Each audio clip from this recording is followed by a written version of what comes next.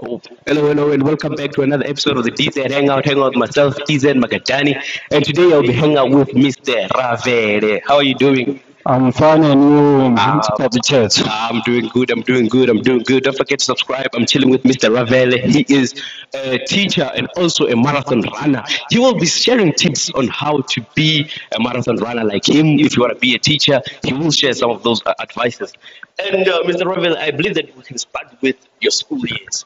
How was it back in the days? Thank you, Papa Church. My school years in the back days, you remember it was the time when we were still living under the tough times of apartheid government. And most of the things we never had an opportunity to have access to them.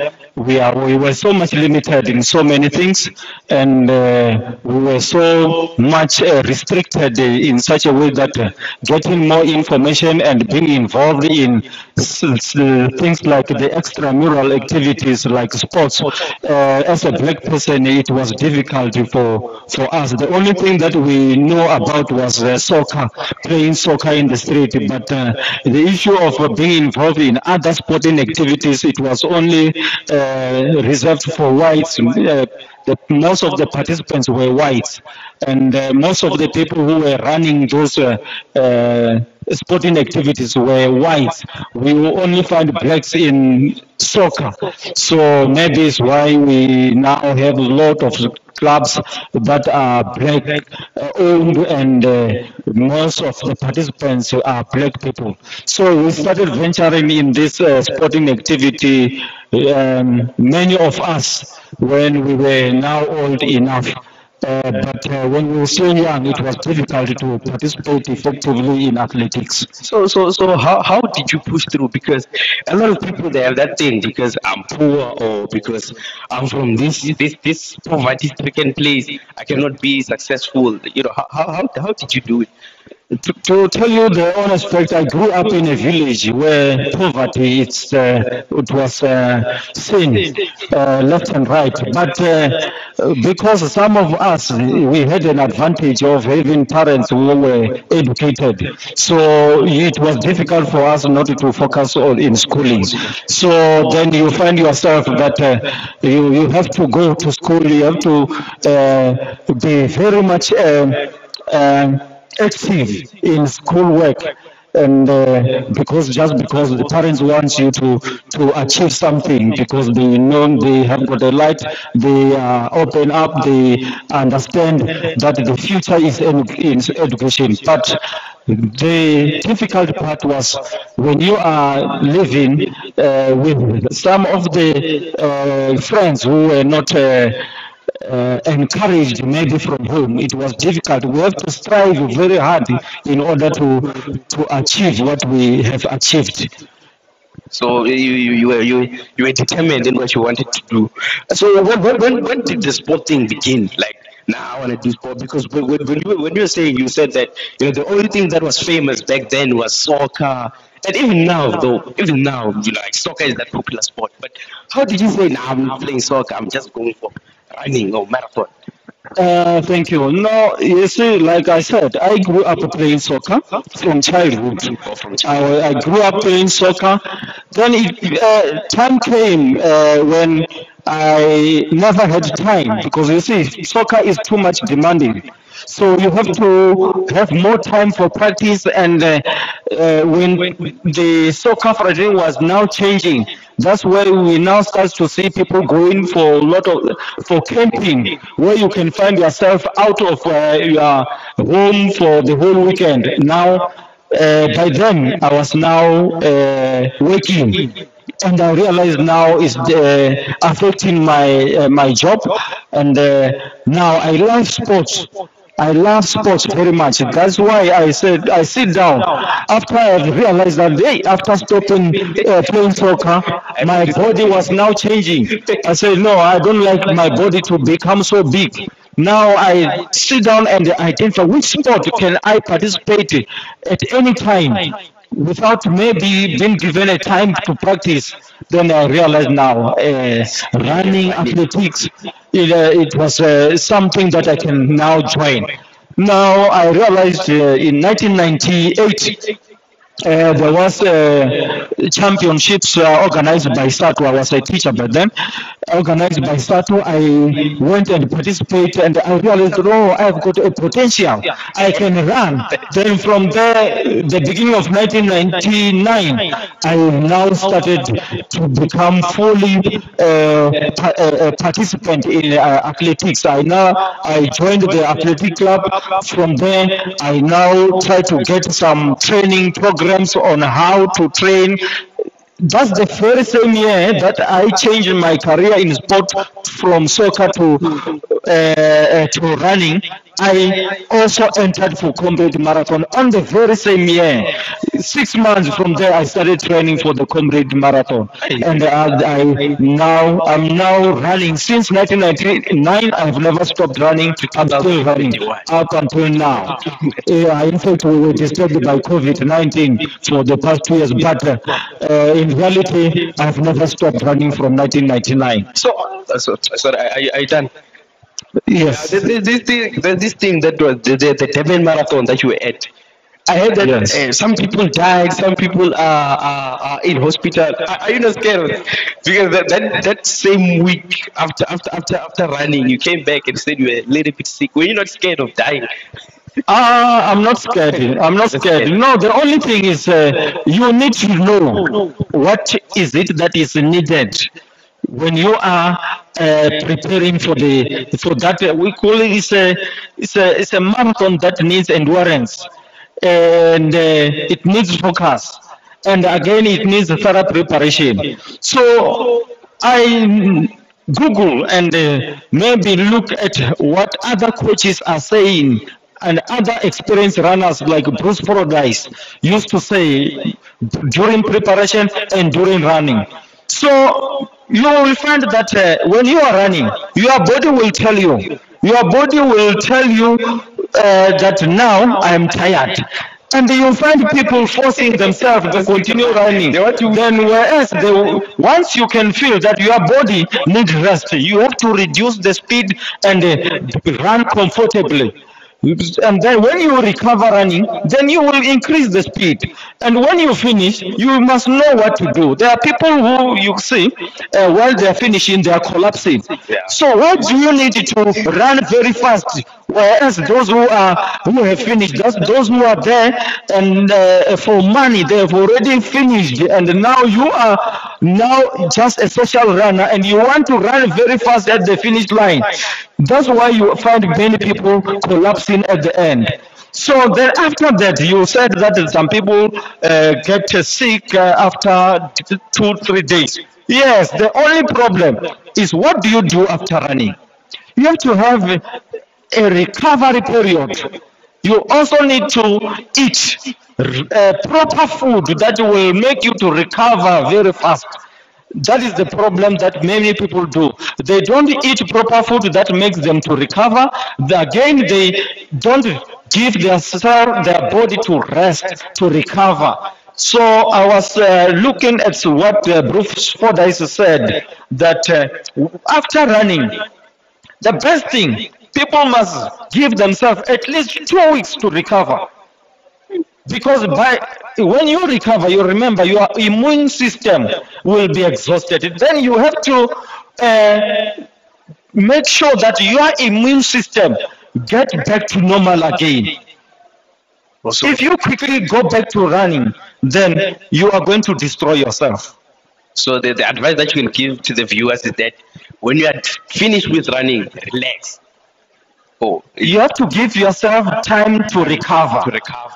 Yeah, you eat enough, eating proper food that can help you to recover also. Then that is, you are not going to have problem. Also, So then there are many people after running that Comrade Marathon. You will find them after 2 days, 3 days going back to training. It's not good. It's not advisable for people to do that. People must give their body to time to recover.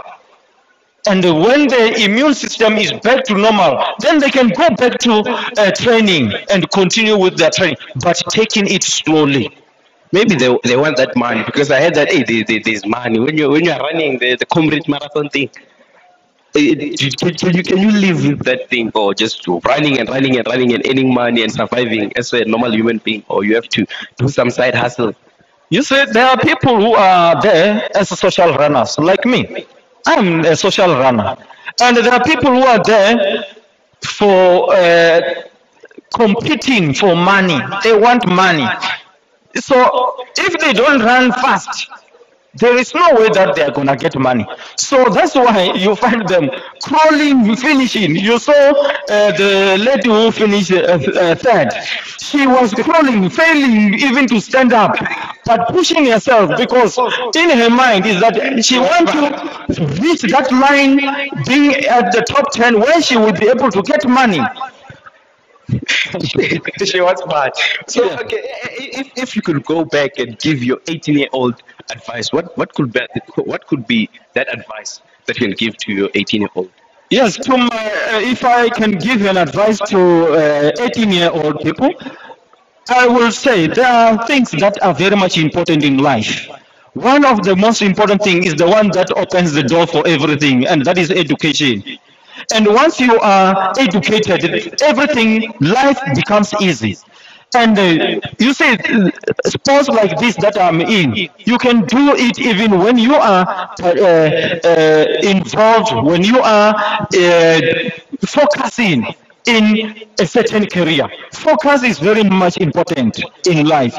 You focus in both. You can focus in both. Remember one thing: a healthy mind is in a healthy body. You see, when you do some exercises, it also opens your mind. I remember one learner that I taught home there in Venda.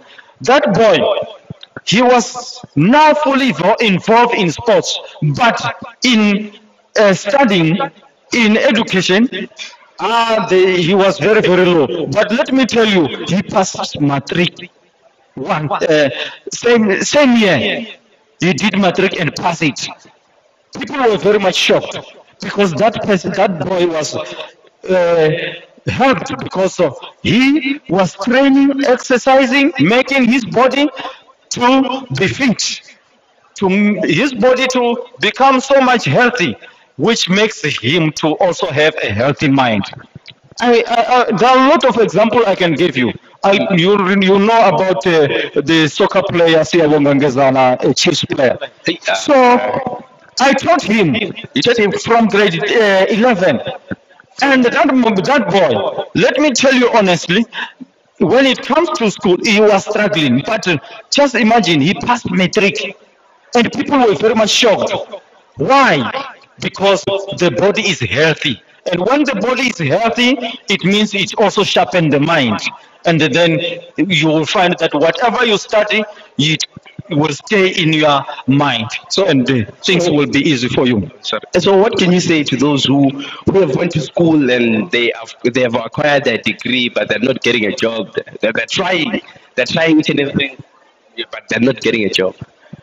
They are not getting jobs, but remember one thing that one of our former president, Thabo Mbeki, once said. He talked about that people must not just sleep. People must not just relax and think that the government will give them jobs. That's why he came with the motto of saying, Vuka uzenzele. So people must do something. It's not a matter of saying, I will wait for the government to employ me. There are a lot of things that you can do that can give you food. Like what can they do? Like a basic thing. Yeah, so there are many people who are involved in small businesses. You find a person having degrees, but if you can find an opportunity to start a small business, it does not mean that you must have millions of in order to start a business. There are businesses that we can start in the street, informal businesses that we can start, and then it will grow. And when it grows, remember, you will also be gaining some entrepreneurial skills. And when you get those entrepreneurial skills, your business will grow. And then you will find that at the end, you are now having a very big business. Let me give you an example, like Dr. Maponya. He didn't start being having those big businesses. He started selling in using a bicycle, moving from house to house in the streets. But now look where he is now. The businesses that he has now. He's a multi-millionaire. But started from small, and that's what we need to do. Let us not just sit down and say the government will give us something. But you as a person, you can do something and start something. Maybe the problem is that people just want if it's just fast, it's just share zutavanya. Vaone chere dingo tavanya. Tamsidi zudezwa. So arabulaisa ngamandla. Zunobone batona na loro lipi. Which political party do you like? I won't lie. Since this unveiling of political parties, the only political party I know is ANC, and I don't think I will ever change. Nothing can move me out. Unless if it dies, that is where I will go to another political party. But since I knew about political issues, I only know about the ANC. So even if the EFF can come, they will never convince you. There is no political party that can shake me. So there is no political party that can move me out from the ANC.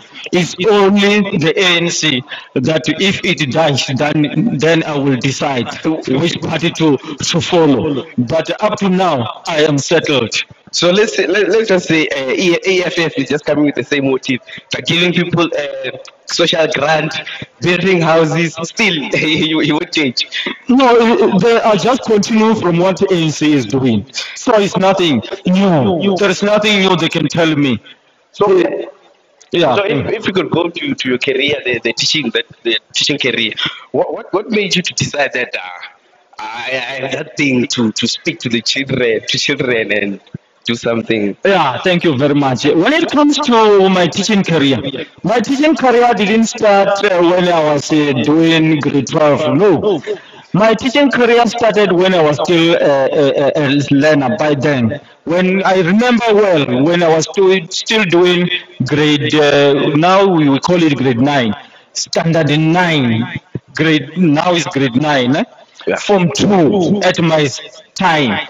So I used to teach, we used to have a group study at school on Saturday and evening. In those group studies, I will be the one leading them, teaching some of the things that others don't understand, or what I know better. I will stand and go to the front and teach others during a free time. If they have studied a lot, then they will say, now is break time.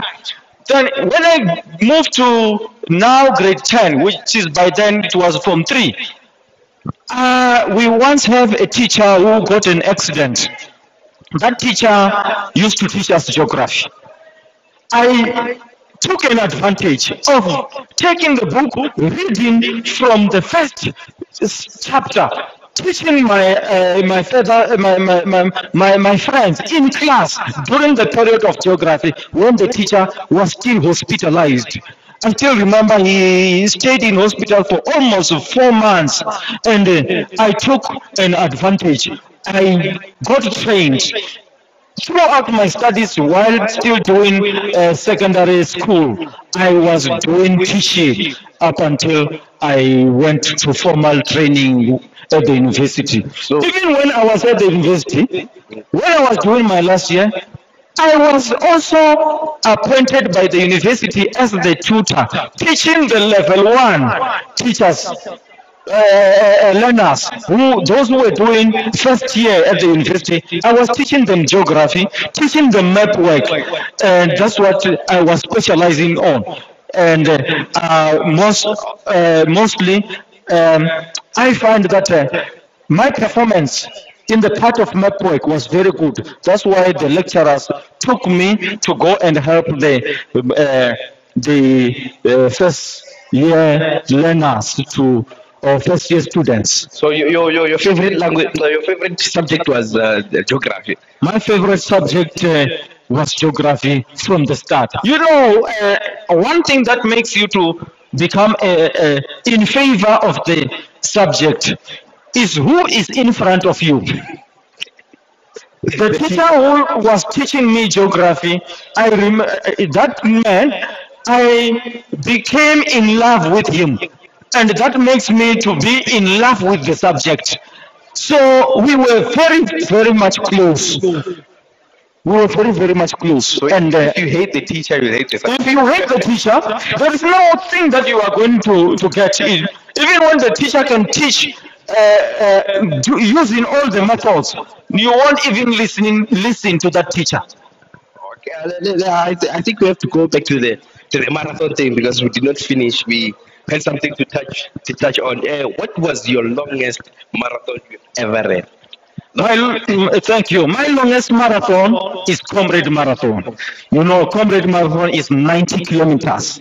That is the longest marathon I have run. Yes, I have run 56 kilometers marathons. I've run 50 kilometers marathons, 42, but the longest is Comrade Marathon. So if you can just like tell us or explain a little bit, how is 90 kilometers? Let's say from here from Middle East to You mean to estimate the distance? yeah, just made the distance. Yeah. Yeah, let me just say, if you can travel from here, from Midlands, you go to Pretoria, and then From here to at Centurion, you turn back, you come back again to Midlands. It can be approximately 90, close to 90 kilometers. So that is the distance. from here to Pretoria. Yes, from here to Pretoria and you come back again. It's so long. So what's a good run? What's a good marathon for a first time runner? What can first time runner? What kind of marathon can a first time runner run? Yes, as the first time runners, you don't need to start by running big marathons. You need to start by a small or short distance marathon, like 10 kilometers marathon. Then you test yourself in the 10 kilometers marathon. You see, running, you have to graduate. You don't just go from nothing to the longest one. You must graduate from the small one, you go to the next one, you graduate just like that until you feel and until your age allows you. You don't. That's why when you go to marathons, we have got age limit.